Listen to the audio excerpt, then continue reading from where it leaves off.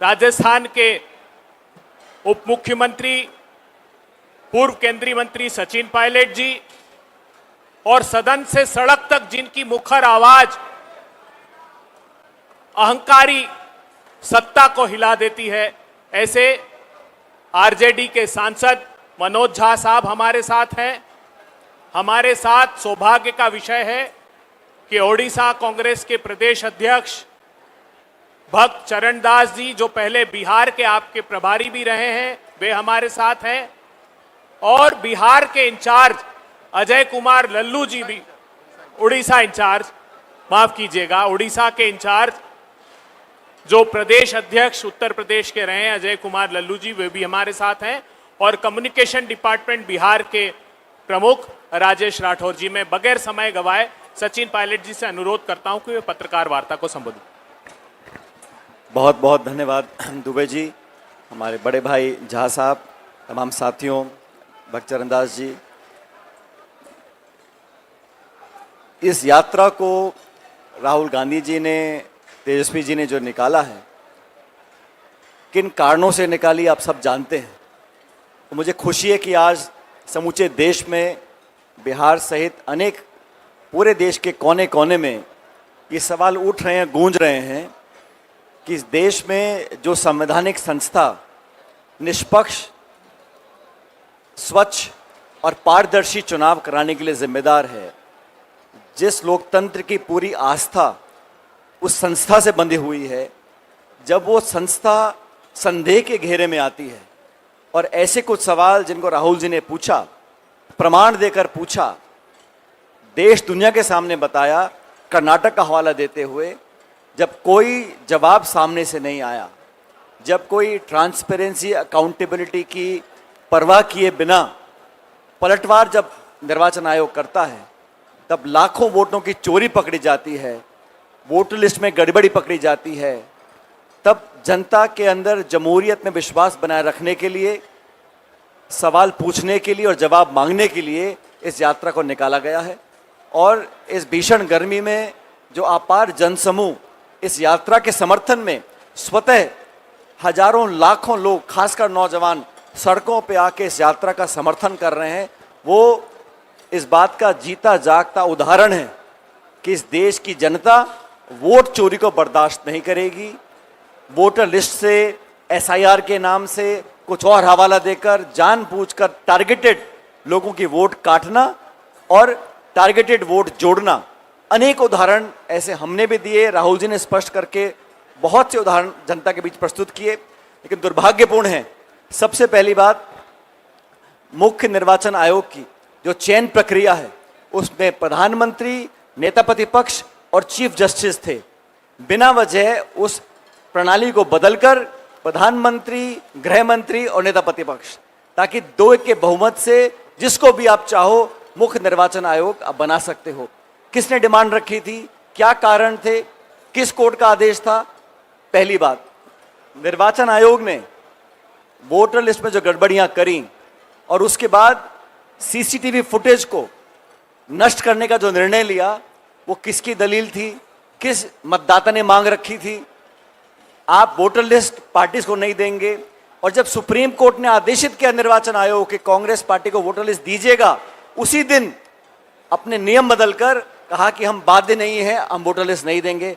आप voter list देना नहीं चाहते, आप सीसीटीवी फुटेज जो है कैमरा की वो नष्ट करना चाहते हो, आप जवाब देना नहीं चाहते, उल्टा आप हल्फनामा मांग रहे हो। अगर निर्वाचन आयोग राहुल जी के कथन पर जांच करता और निष्पक्ष जांच के बाद बोलता हमें कुछ नहीं मिला, मैं मानता था, जांच करने को तैयार नहीं, लाखों लाख लोगों को वोट से वंचित रखने की अगर कोई तैयारी कर रहा है, तो वोट के अधिकार के लिए, इस देश में लोकतांत्रिक प्रणाली को स्थिर रखने के लिए, और इस देश की जो निर्वाचन आयोग वाली संस्था है, उस संवैधानिक संस्था को नीतिगत तरीके से जो खोखला करने का काम किया जा रहा है, उसके विरोध में तमाम हमारा गठबंधन आज सड़कों पर है। और मुझे खुशी है कि सारे हमारे गठबंधन के जो दल हैं, सिर्फ नेता नहीं, कार्यकर्ता भी कंधे से कंधा मिलाकर इस बिहार की सरकार और केंद्र की सरकार के खिलाफ मजबूती से डटे हुए हैं। बदलाव की लहर पूरे बिहार के अंदर है, और बिहार में जो शासन चल रहा है, हम सब ने देखा है, लूटपाट, फरोती, तमाम सीएजी की रिपोर्ट आ गई, हजारों करोड़ का उसमें गबन दिखाया गया है, पेपर लीक हो रहे हैं, नौकरी मिल नहीं रही, उद्योग ठप पड़े हैं, किसान हाहाकार मचा रहा है, शिक्षित नौजवान बेरोजगार घूम रहे हैं। इस व्यवस्था को पलटने के लिए इस यात्रा को निकाला गया है। और जब बिहार के चुनाव आएंगे तो बिहार वो जमीन है जहां राजनीति खेत खलियान में, गली मोहल्ले में, छोटे बड़े शहर गांव में हर लोग जानते समझते हैं। और यहां कोई कितनी कोशिश कर ले इस चुनाव का मुंह मोड़ने के लिए, धर्म के नाम पर, जाति के नाम पर, लेकिन विकास, रोजगार, निवेश और सुशासन के नाम पर यहां पर बदलाव होगा।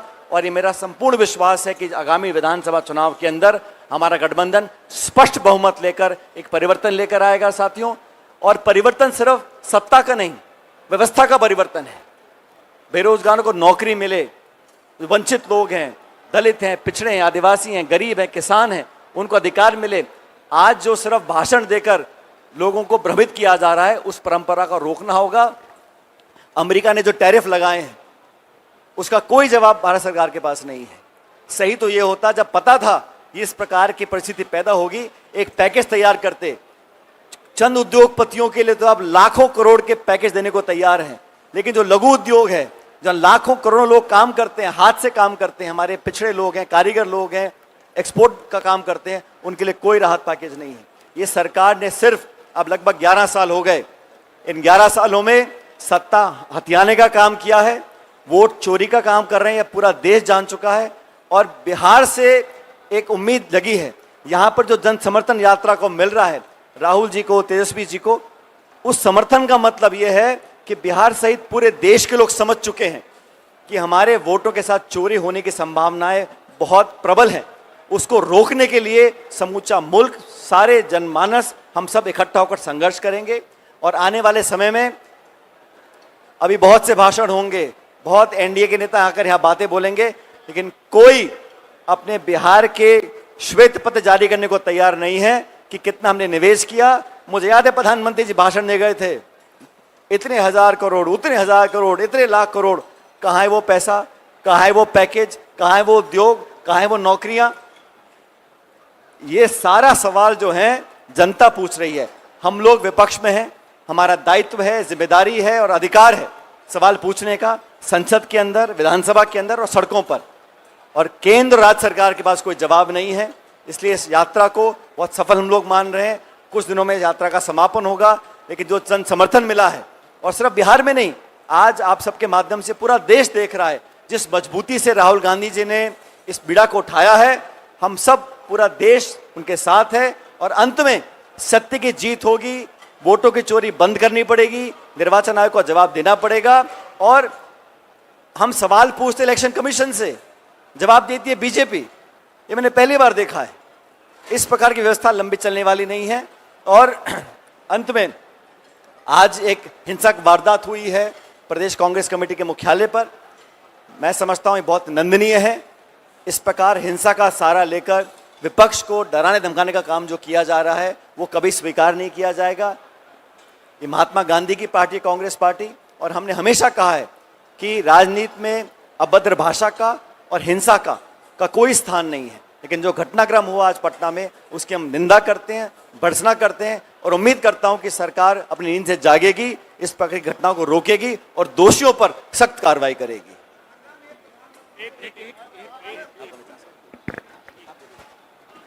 शुक्रिया। सवाल लेंगे। ईश्वर की कृपा है कि यहाँ वो दल बैठे हुए हैं जो मोनोलॉग नहीं करते हैं, एकालाप नहीं करते हैं, हम वार्तालाप करते हैं। तो ऐसा नहीं है कि हम बोल के निकल जाएंगे, हम आपके सवाल लेंगे, चाहे वो जोशी जी के ही सवाल क्यों ना हो। देखिए, सचिन भाई ने सारी बातें एक परिप्रेक्ष्य में रख दी, वैश्विक चिंताएं भी, और जो बिहार की आज की अद्यतन स्थिति है। साहब, ये यात्रा भले राहुल जी, तेजस्वी जी, महागठबंधन के नेताओं ने कंसीव किया हो, सोचा हो, लेकिन अब यात्रा जन यात्रा बन गई है। ये उनके हाथ में नहीं है। अब राहुल जी, तेजस्वी जी भी चाहें कि इस लहर को यहीं रोक दो, तो ये लहर ठहर नहीं सकती। ये लहर सिर्फ हमारे वोटर तक नहीं पहुंची है, ये लहर बिहार वासियों तक पहुंची है। क्योंकि 13वां दिन है आज। 13 दिन में पूरे देश में मीडिया पर गैग ऑर्डर के बावजूद वो चोर गद्दी छोड़, वो चोर गद्दी छोड़, ये बच्चा बच्चा बोल रहा, बच्चा बच्चा जिसकी वोटिंग की उम्र नहीं है वो भी कह रहा है वोट चोर गद्दी छोड़। यानी कि इस नारे का अगर ट्रैक्शन है, इसके लिए आकर्षण है, तो क्या वजह होती है? सबसे मौलिक चीज है कि लोग बदलाव चाहते हैं, अंधेरे में रोशनी का सुराग चाहते हैं, लोग रोजगार चाहते हैं, लोग बदहाल स्वास्थ्य और शिक्षा व्यवस्था में खुशहाली देखना चाहते हैं, बेहतर देखना चाहते हैं। लेकिन आप उनके हाथ काट रहे हो। यह बदलाव मत से होता है, वोट से होता है, और आप ने वोटर ही डिलीट करना शुरू किया।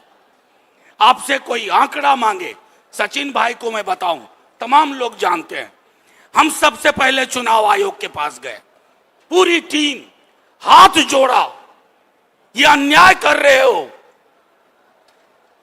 हंस के टाला, अहंकार वाली हंसी। इतनी सारी चीजें, आज मैं उस विस्तार में नहीं जाऊंगा। फिर हम सर्वोच्च न्यायालय गए, सर्वोच्च न्यायालय ने 2 दफे कहा कि आधार को दिशा निर्देश दिया कि आधार को लो, आपने आधार को निराधार डॉक्यूमेंट बना दिया। तीसरी बार लिखित ऑर्डर देना पड़ा सर्वोच्च न्यायालय को। क्या आपको समझ नहीं थी पहले कि आधार एकमात्र दस्तावेज है बिहार में जिसका सैचुरेशन 86% है, मैट्रिकुलेशन का 18% है, आवासीय प्रमाण पत्र का 21%, और आपके 11 दस्तावेज में वो शामिल थे, आधार नहीं था। मंशा क्या थी? मंशा थी गरीब, गुरबा, दलित, पिछड़ा, मुसलमान, उनको बेदखल करो। इस चुनाव की प्रक्रिया से, लोकतंत्र से गरीबों का बेदखल होने का मतलब है लोकतंत्र बीमार होता है। फिर एक दिन लोकतंत्र मर जाता है। ये मारने की कोशिश कर रहे थे, लेकिन इस यात्रा ने ना सिर्फ वोटर अधिकार के माध्यम से एक बिगुल लोगों ने फूंक दिया है। ये इनके हाथ में अब नहीं है कि ये चाहेंगे कि हम डिलीशन कर लें, इलेक्शन को ओमिट करने की कोशिश करें, इनसिग्निफिकेंट बना दें। अब लोग एक एक वोट पे पहरेदारी देंगे, पहरेदारी। संभवतः पूरे महागठबंधन को बूथ एजेंट की भी जरूरत नहीं पड़ेगी, लोग बूथ एजेंट होंगे।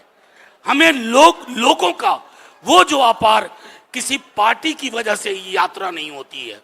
यात्रा तब तक बलवती नहीं होती है, सार्थक नहीं होती है, जब तक उस यात्रा के पीछे लोग न जुड़ जाएं।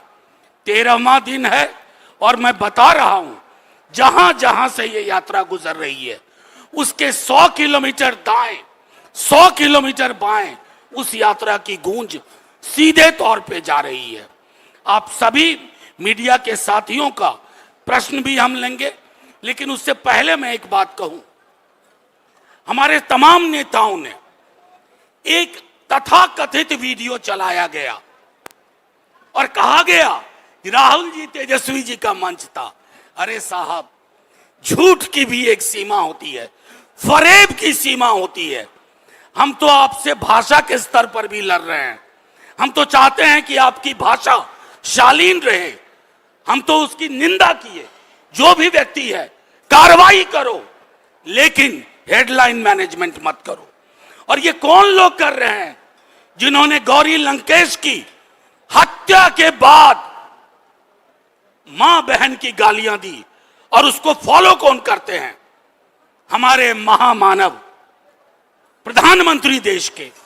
आप देख लीजिए कई हिस्ट्री शीटर जिनका पूरा करिकुलम वाइटे नफरत, घृणा, फरेब, हिंसा से भरा हुआ है, उसको फॉलो करते हैं होम मिनिस्टर और प्राइम मिनिस्टर। हम आपके साथ हैं, सुचिता हो, शालीनता हो। लेकिन ये क्या बात हुई, सदाकत आश्रम पर पथराव कर रहे हो, चरित्र दिखा रहे हैं आप अपना। आपके चरित्र में गोड से विद्यमान है, इसलिए गांधी की सोच वाले लोग गोली नहीं चलाओगे तो हमें पत्थर मारोगे। मैं अपनी बात यहीं समाप्त करता हूं। आप आजाद हैं, कोई भी सवाल पूछ सकते हैं। हाँ, मैं हाँ आगे फिर बोलना। सचिन सर से मेरा सवाल है ना? सचिन सर से मेरा सवाल है। उन्होंने कहा कि कांग्रेस के जो सदाकत आश्रम है वहाँ हमला हुआ, अभद्र भाषा का प्रयोग भी किया गया, अभद्र भाषा का भी प्रयोग किया गया। तो दरभंगा में भी प्रधानमंत्री नरेंद्र मोदी को गालियां दी गई राहुल गांधी के मंच से, तो क्या उसकी भी निंदा आप करेंगे? पहली बात, जैसा मनोज जी ने कहा, कांग्रेस पर आरोप लगाना सरासर गलत है। लेकिन किसी व्यक्ति ने भी अगर अभद्र भाषा का प्रयोग किया है तो मैं मानता हूं कि सभ्य राजनीति में उसकी कोई जगह नहीं है।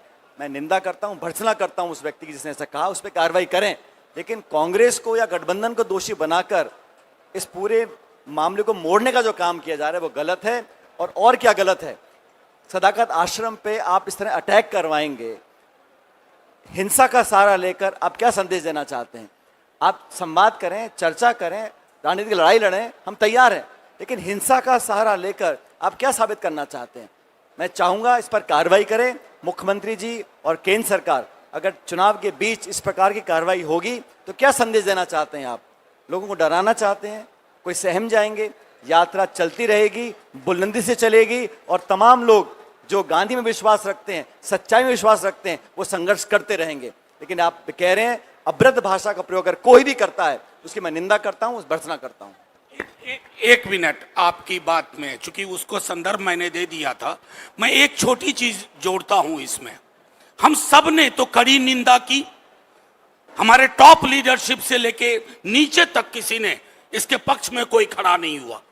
लेकिन 50 करोड़ की गर्लफ्रेंड, जर्सी गाय, कांग्रेस की विधवा, भैंस, मंगलसूत्र, मुजरा, ये किसके बोल थे? कितनी डिबेट हुई, कितनी चर्चा हुई? ये आईना देखने का भी वक्त है। शुक्रिया। सचिन जी क्या लगता है ये रिएक्शन है यात्रा का, जो भी कुछ पटना में हुआ है, ये आपकी यात्रा का रिएक्शन है? ये गड़बड़ाहट है। आज राहुल गांधी जी और तेजस्वी जी ने जो यात्रा निकाली है, जो खबर सब देखते हैं, एक्नॉलेज करे ना करे, लेकिन जो जन समर्थन, जो रिस्पॉन्स और जो अपार भीड़ दिख रही है, कहीं ना कहीं उसे बैकफुट पर है एनडीए और भाजपा विशेष रूप से थोड़ा सहमे हुए हैं। इसलिए शायद भड़ास निकालने के लिए पत्थर फेंकवा रहे हैं हमारे कांग्रेस मुख्यालय पर। सर मैं उड़ीसा से हूँ। पिछले 13 दिन से ये यात्रा को नज़दीक से देख रहा हूँ। लेकिन कल एनडीए से एक कैंपेन शुरू हुआ है कि अगर आज चुनाव होगा तो एनडीए 300 पार होगा। मुझे लग रहा है अभी अगले बिहार में चुनाव है, देश में चुनाव नहीं। आपको क्या लग रहा है कि ये मोदी शाह का डर है या अगले दिन में मिड टर्म चुनाव होने वाला है? ये मैं आपको सीधे तौर पे एक बात कह दूं, ये लोग बीच बीच में अपने एक गाना सुना होगा, ठहरे हुए पानी में कंकर न मार। तो जब जब इनको लगता है बहाव इनके खिलाफ जाता है तो वो जोशी जी सक्रिय हो जाते हैं। इनके जो जोशी जी हैं तो वो मूड ऑफ द नेशन करवाते हैं। Mood off the nation is clearly oust mister Modi, oust BJP. और आज अगर चुनाव हो जाए, काल्पनिक सवाल में नहीं जाना चाहिए, लेकिन आज अगर चुनाव हो जाए तो मैं समझता हूं कि मोदी जी को अपने लिए दूसरा विकल्प ढूंढना होगा। थैंक यू, शुक्रिया, सर मेरा जय हिंद।